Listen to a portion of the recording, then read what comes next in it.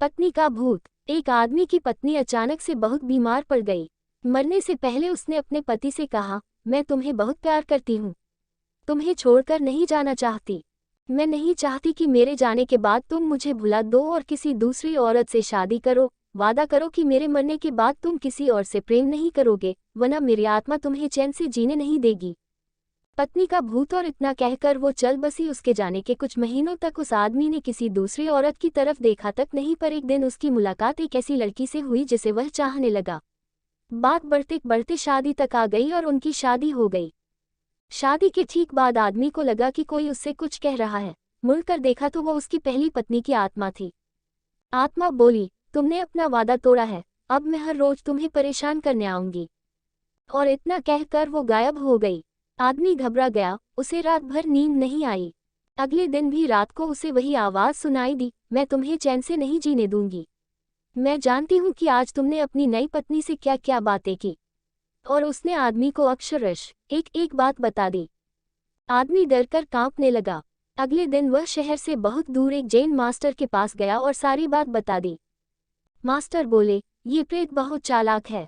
बिल्कुल है, तभी तो मेरी एक एक बात उसे पता होती है। आदमी घबराते हुए बोला। मास्टर बोले, कोई बात नहीं, मेरे पास इसका भी इलाज है। इस बार जब तुम्हारी पत्नी का भूत आए तो मैं जैसा कहता हूँ तुम ठीक वैसा ही करना। उस रात जब आत्मा वापस आई तो आदमी बोला, तुम इतनी चालाक हो, मैं तुमसे कुछ भी नहीं छिपा सकता। और जैसा कि तुम चाहती हो मैं अपनी पत्नी को छोड़ने के लिए भी तैयार हूँ, पर उसके लिए तुम्हें एक प्रश्न का उत्तर देना होगा, और अगर तुम उत्तर न दे पाई तो तुम्हें हमेशा हमेशा के लिए मेरा पीछा छोड़ना होगा। पत्नी का भूत बोला, मंजूर है, पूछो अपना प्रश्न। आदमी ने फौरन जमीन पर पड़े बहुत सारे छोटे छोटे कंकड़ अपनी मुट्ठी में भर लिए और बोला, बताओ मेरी मुट्ठी में कितने कंकड़ हैं। और ठीक उसी समय भूत गायब हो गया। कुछ हफ्तों बाद वो एक बार फिर से जैन मास्टर के पास उनका शुक्रिया अदा करने पहुंचा। मास्टर, उस भूत से मेरा पीछा छुड़ाने के लिए मैं जीवन भर आपका आभारी रहूंगा। आदमी बोला, पर मैं ये नहीं समझ पाया कि आखिर उस प्रश्न में ऐसा क्या था कि एक झटके में ही भूत गायब हो गया। मास्टर बोले, बेटा, दरअसल कोई भूत था ही नहीं।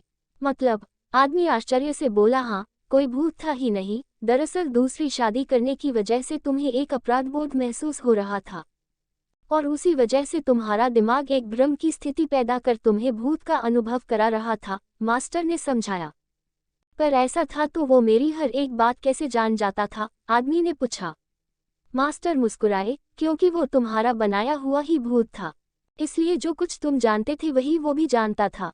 और यही कारण था कि मैंने तुम्हें वो कंकड़ वाला प्रश्न पूछने को कहा, क्योंकि मैं जानता था कि इसका उत्तर तुम्हें भी नहीं पता होगा और इसलिए भूत भी इसका उत्तर नहीं दे पाएगा और तुम्हें तुम्हारे दिमाग की ही उपज से छुटकारा मिल जाएगा। उद्धरण चिन्ह। आदमी अब पूरी बात समझ चुका था। उसने एक बार फिर मास्टर को धन्यवाद किया और अपने घर लौट गया। कई बार हमारे मन में भी किसी पुरानी बात को लेकर एक गिल्ट फीलिंग रह जाती है।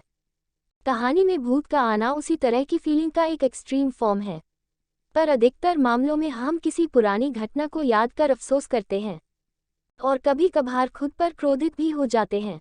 ऐसा बार बार करना गलत है। अपने भूत की वजह से अपने भविष्य और वर्तमान को बिगाड़ने में कोई समझदारी नहीं है। इसलिए अगर आप भी किसी पुरानी घटना की वजह से अपराधबोध महसूस करते हैं तो ऐसा ना करें। गलतियां करना मनुष्य का स्वभाव है, सभी करते हैं, आपसे भी हुई तो कोई बात नहीं। उस घटना को पीछे छोड़ें और अपने जीवन को सार्थक बनाने की दिशा में काम करें। पर क्या भूत सच में होते हैं? यह एक ऐसी बहस है जो सदियों से चली आ रही है। जहां करोड़ों लोग मानते हैं कि भूत सच में होते हैं, वहीं बहुत से लोग ऐसे भी हैं जो भूत या आत्माओं के अस्तित्व को लेकर सहमत नहीं हैं। खैर, जो भी हो, अक्सर हमें भूतों से जुड़ी कुछ घटनाओं का जिक्र सुनने को मिल ही जाता है, और अगर बताने वाले की माने तो ये घटनाएं सच्ची होती हैं। तो आइए हम ऐसी ही कुछ सच्ची भूतिया कहानियों के बारे में जानते हैं। Thanks for watching this video.